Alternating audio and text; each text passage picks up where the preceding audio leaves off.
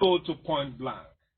Um, let's talk about issues affecting us as we wrap up our specials on Nigeria's Nigeria's 63rd anniversary, independence anniversary. We say perspectives, projections, and aspirations. Bosun's in the house, Alex is there, Mr. T is there, and you are there. You can call us to join in the discussion. The number to call is 0913 697 3485. Let me take that again. 0913 697 3485. Let's discuss our country, how to make it better. Do we even have national values? Do you have ethos? Do you have national? Some other countries, you start mentioning them, they will say you better go over there because you are infatuated with them and all that. But we ought to have national ethos. We ought to have national values. There should be standards that everyone should aspire to attain. Bosun, have you come across such thing as a national value? Not anyone I can recollect, but I know we have certain values that we commonly cherish, and we have over time accepted as this is how we are as a people. But we don't have, I'm not aware of anything primarily documented that these are our values and this is how we operate as a nation. And then Nigeria is an amalgamation of people and tribes and nations. So, and who have different values.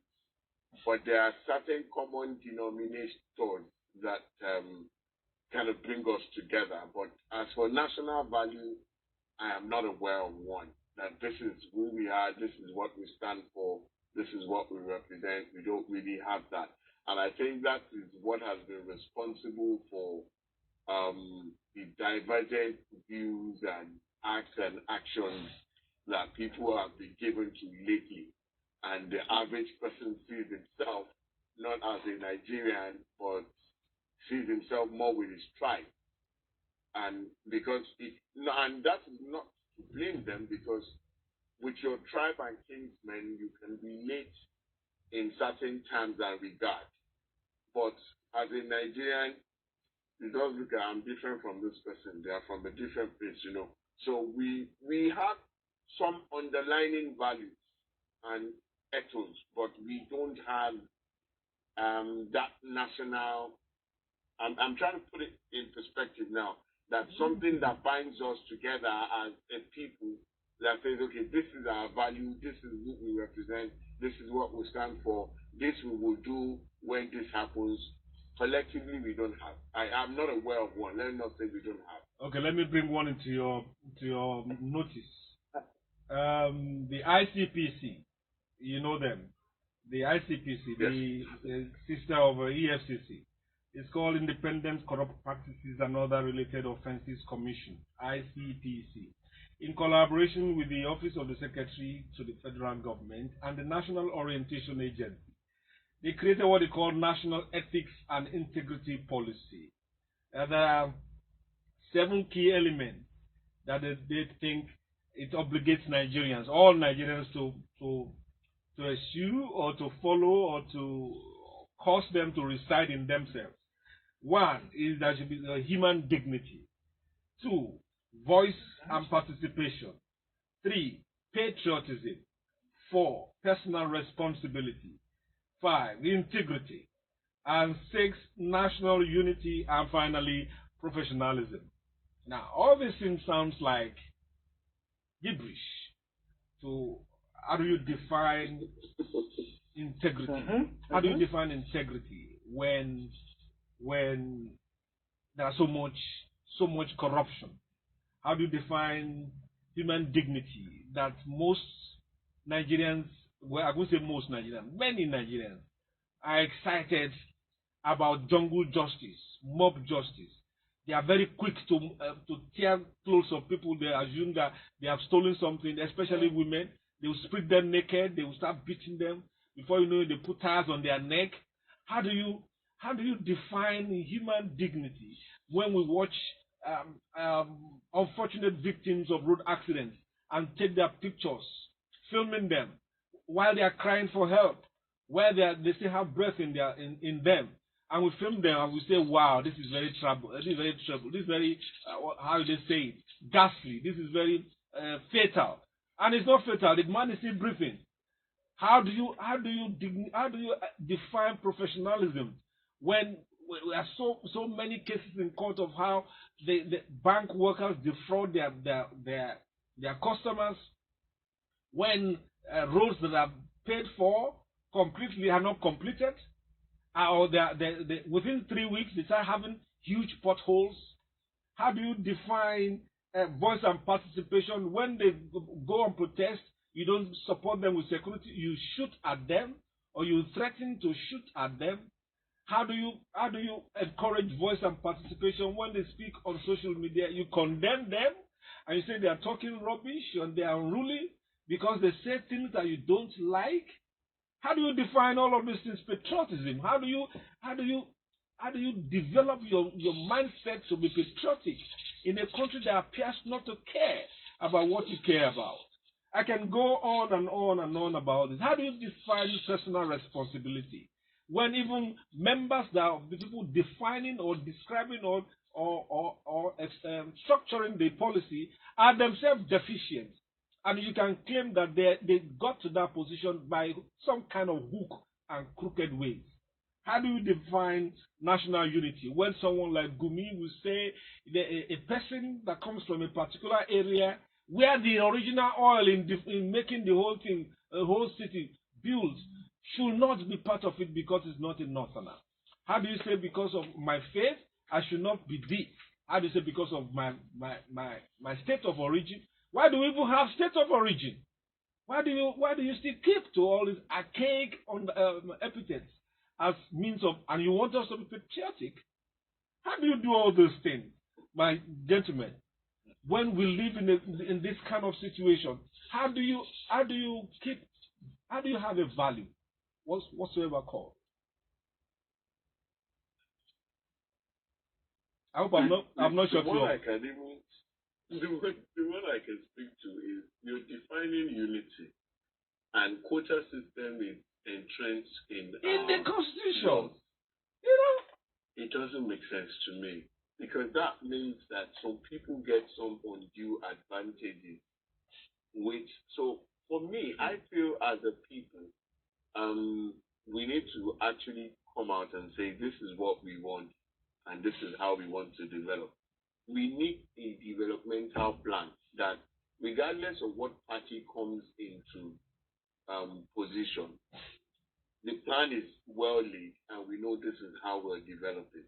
For example, I worked in the Senate as a legislative aide in sometime around 2007, and that was when President Yar'Adua came in. And I remember one of the 7-point agenda of the president back then was Niger Delta was in focus. So the Senate, we went in company of all the senators, and we went to the Niger Delta. And I can tell you, they had plans, they had things laid out back then. Recently, I've been there, and what we saw back in 2007 has not changed. What obtained there now hasn't changed. And I'm like, there should be a developmental plan for this place. How do we want to develop as a people? What do we want to do? Where do we want to be in 10 years? In 10 years, this and this and this and this should be in place. Imagine a senator coming out and saying they needed SUV because the roads are bad. I mean, that's enough to get someone out of office. But for me, I feel that if the people don't come out and say these are the things we want, if we leave our development, mental, physical, even spiritual, in the hands of those who are leading us, we may not really develop. People should start coming in groups and saying this and this and this. If I live in Sule, there are certain things that we want to see in Sule in the next 5, 10 years. So regardless of which party is there, these things must be there. Until people start coming together and saying things like that, until we start putting these things in the heart of our children, we may just, in another 50 years, it's the same thing. I'm almost 50, and what they used to say, what the lamentations my parents used to have when I was a kid, I have started the same thing with my kids. If we're not careful, they will say the same thing in another 50 years. If we don't really say, this is how we want to move as a people. America has plans, Japan has plans, everybody has plans, but we're still fighting about things that don't make sense. If we're still talking about making roads, yeah, and then what's even funny, sorry to just digress a little bit, you see government wants to build a road. First 30 days, they'll shut down that road. They'll leave you, go and pass anywhere you like. Then when they finish, halfway to the thing, they are celebrating. And I'm like, what's the cost? Yeah. I was somewhere, over a decade now, somewhere in Peckham. I went to see a friend. We were coming in the evening. We saw phones everywhere. They had diverted the road. The stretch of the road, I'm not exaggerating. I'm not, my math is bad, but let me just say it was a few kilometers because they went around the entire place from Rye Lane to some place, almost leading to Old Kent Road. They did that overnight. We woke up and saw a new road. They started this thing around 3 p.m. Here, first 7 days, the cones are there. You don't even know who wants to work there. Then another 1 month, the place is shut down. That's not how the people develop. These are the things that will form our value. Not somebody just writing something, ICPC saying, in unity, No. The people need to come together. What do you want? My needs are different from my neighbor's needs. But there's a collective thing that we need. When we have this thing put together, then that's when we begin to think, okay, this is the next phase, this is the next phase. Not somebody writing something and saying unity. Unity when I don't trust my neighbor. He's not going to fly. Well, that's just my own. This is where we need, yes, Mr. T. I was going to say, I will give you space. This is where we need the Minister of Information and National Orientation to wake up. Mohammed Idris Malagi, to wake up. That Nigerians are divided. Nigerians are the lowest ebb in terms of applying the national values, the so-called national values. But like Bosu pointed out, you're talking about national unity. You're talking about human dignity. You're talking about situations where how do parents of Nigerian children who have scored 230 over 400, who have scored 270 over 400, but because there are many of them who are similarly brilliant from a particular state, they cannot enter the unity schools because because of their educationally disadvantaged. They have to score 20 to enter. They have to score 18 to enter. Some people score as ridiculously low as 5, 7, 8. And is it going to be the same class with someone who barely entered at 300 score? How is that fair in any situation? We understand when we started as a nation 30 years ago, 50 years ago, when we were young and trying to equalize our development and all that. But at this stage, how will they understand? How will the parents understand? What will they tell their children? Sorry, dear, you scored 270, and the other fellow scored 7. It's all published in newspapers. But because it's a disadvantage, you can't enter the school. And then you have to go and look for something else. It's pathetic. It does not augur well for patriotism. It does not. Yes, Mr. T. Yes, I love Bosun's submission. I just have a problem. I have a problem with my generation, and I have a problem with the Nigeria historical facts that we have successfully tucked under the pillowcase. When you look back at Nigeria, you remember our first national anthem. Nigerians behave. Mr. T, before you play that, I use money and children to block your mouth. I need to play this. I'm very sorry. What are the children? If I had that, he would reject. He has retired from that business. Okay, please, I'll take a short break. Just take it. Just bring the money. Make sure it's in hard currency, though. We'll be back.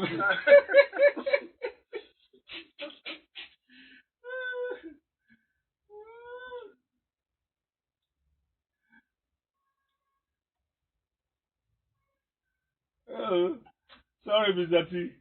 No, that's great. The thing just pops up on the screen and you have to play it. Yeah, it's a Jasla mode, so it's fine. Yeah. It reminds you that the money is coming.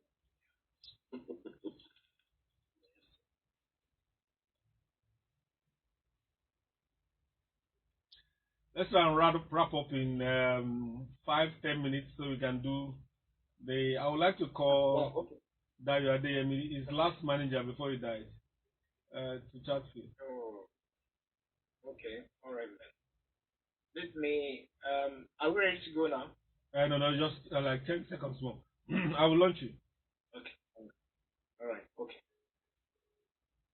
Make it fast.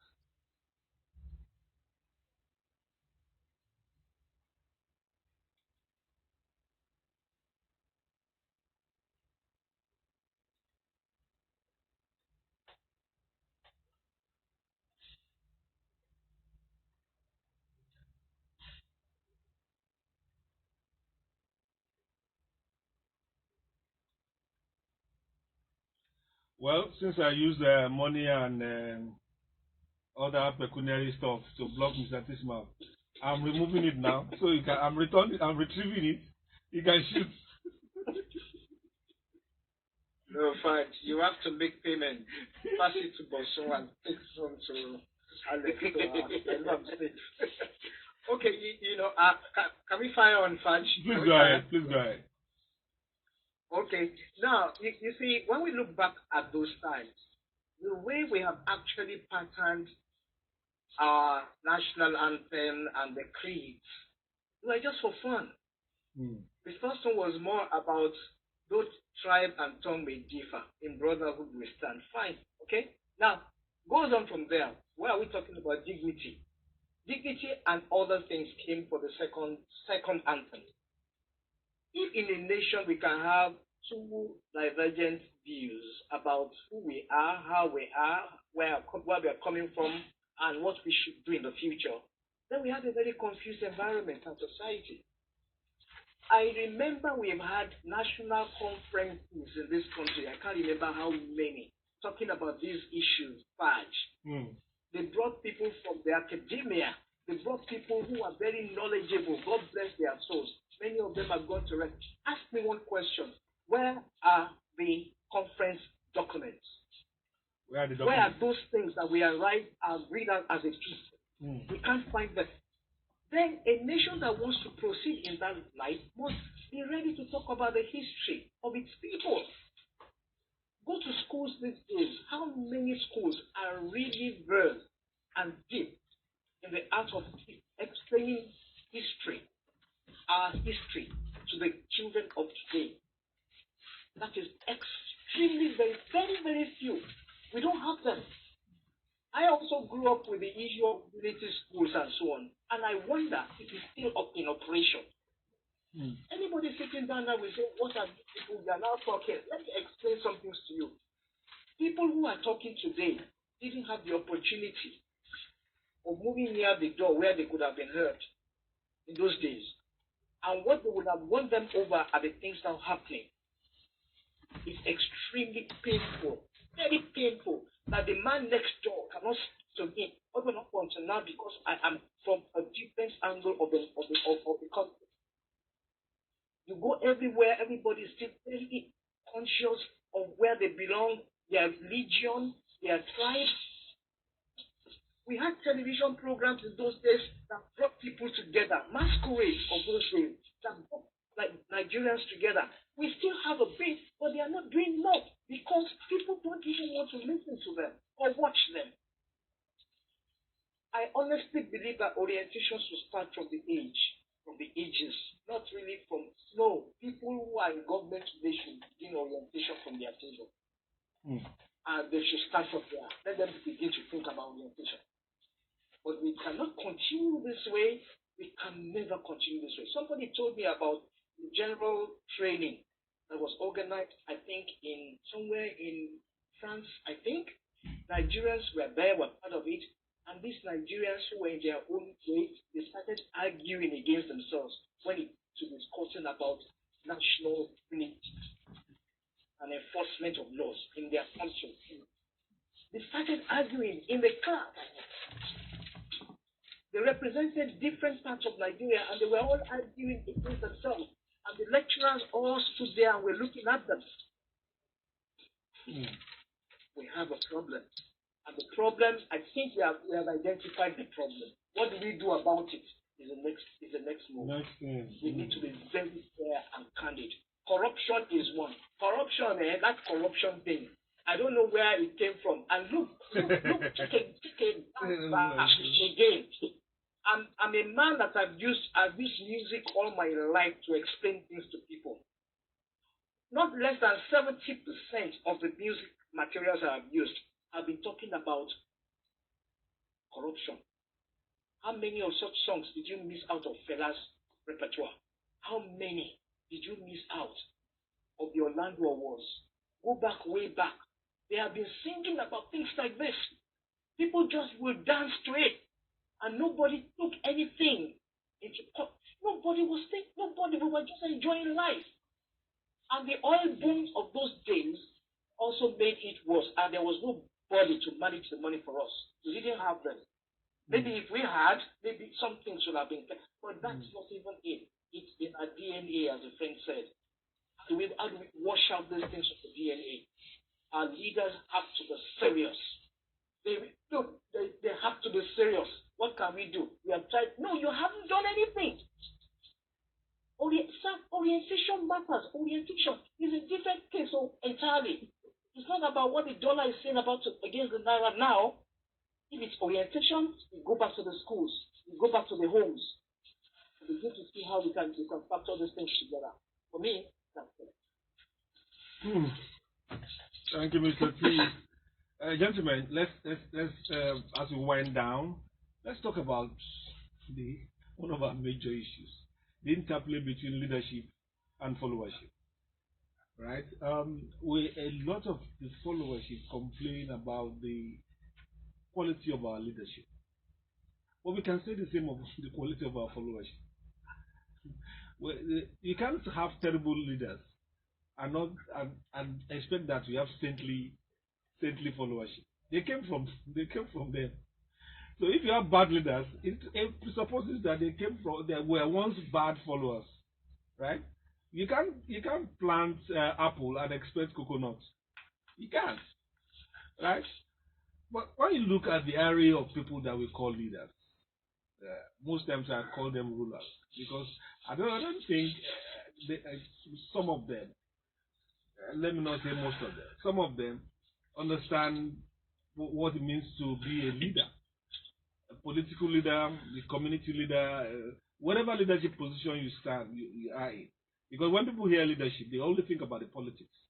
Politicians are instinctively not, they don't have leadership qualities. Nigerian politicians, they don't have leadership qualities. They don't want to lead, they just want to eat. They want to flange joy. They want to do all sorts. They want to acquire this and that, so they can do all sorts of things to get there. And when they get there, they now calm down. You assume that when you get there with all this energy and all that stuff, then you're going to do some work, you're going to shake. They may say it, but they will never do it. Then we have a followership that looks at them and says, if I get there, when is my turn? They don't wait. They don't ask leaders to play their role. They don't insist. They don't demand. Except maybe some of the young ones, the Gen Zs, who then when they ask amiss. They ask, they demand, instead of demanding, they fight, they curse, they do all sorts of things, they abuse. They say things in such a way that you don't want to respond positively to them. You know, it's not as if you're afraid of them. But when you demand, insist, do all you want to do, but make it civil. Let it be cogent. Let it have substance. And be prepared. Study yourself worthy. Know what you want. So that when you desire things, you know you are expecting it, not for the fancy, not